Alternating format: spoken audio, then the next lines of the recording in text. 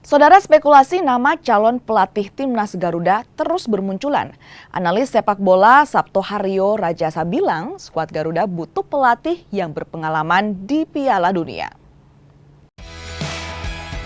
Nama pelatih terkenal dengan CV mentereng dan rekam jejak internasional mulai bermunculan sebagai kandidat potensial pelatih baru Timnas Indonesia.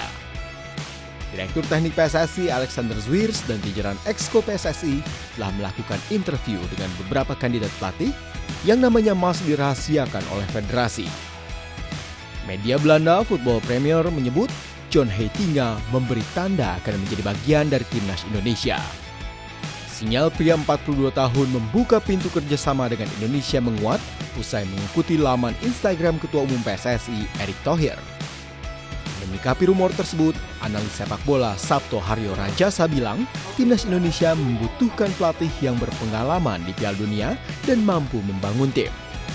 Mengingat pencapaian terakhir Indonesia hampir saja menembus putaran final Piala Dunia 2026. Bare minimum saya adalah pelatih yang pernah menangani timnas di Piala Dunia atau pernah meloloskan sebuah tim ke Piala Dunia. Akan menjadi bonus kalau dia mengerti kawasan Asia.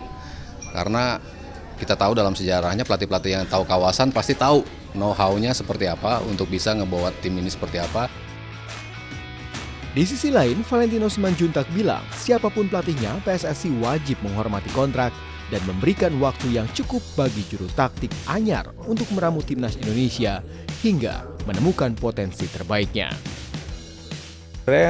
Sebenarnya nggak peduli dia Eropa atau Asia sih, karena yang paling penting adalah pada saat dia presentasi sebenarnya grand design, blueprint apa yang dia bisa tawarkan pada saat di pitching. Menurut saya siapapun nanti yang diambil, kalau justru dari federasi yang tidak bisa konsisten untuk mempekerjakan pelatih ini sesuai dengan kontrak, ya akan jadi presiden buruk terus.